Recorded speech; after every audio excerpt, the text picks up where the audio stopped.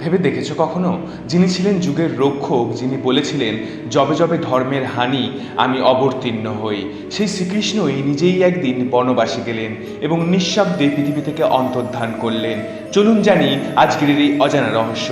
নমস্কার, আমি রোহান, আপনারা দেখছেন তোমার স্বপ্নের ফেরিয়ালা। কিভাবে শুরু হয় বনবাস?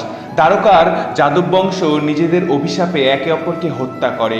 প্রিয়জনদের মৃত্যু দেখে বলরাম ধ্যানমগ্ন হয়ে শরীর ত্যাগ করেন। শ্রীকৃষ্ণ একা হয়ে পড়েন। সব হারিয়ে তিনি যান প্রভাস ক্ষেত্রের বনে। চুপচাপ একা রাজত্ব ছেড়ে তিনি অবতারের দায় শেষ করে বনবাসে চলে যান। মৃত্যু কিভাবে হয়? এক শিকারী জরা দূর থেকে তাকে হরিণ মনে করে একটি তীর ছুঁড়ে দেন কৃষ্ণের পায়ের তালুতে। শ্রীকৃষ্ণ হাসেন, কারণ এই ছিল তার পূর্বজন্মের পাপের ফল। রামরূপে বালির পেছন থেকে বাণ মারার প্রতিশোধ। তীরবিদ্ধ হয়ে তিনি মাটিতে বসে পড়েন। জরা কাঁদতে থাকে এবং ক্ষমা চায়। কৃষ্ণ বলেন, তুমি আমাকে কষ্ট দাওনি, বরং আমার লীলা শেষ করেছ।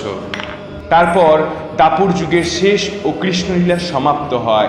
শ্রীকৃষ্ণ ধীরে ধীরে দেহত্যাগ করেন আর সমগ্র দ্বারকা ডুবে যায় সমুদ্র গর্ভে।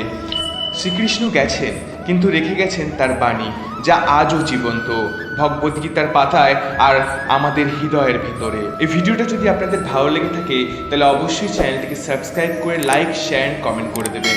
ধন্যবাদ। রাধে রাধে।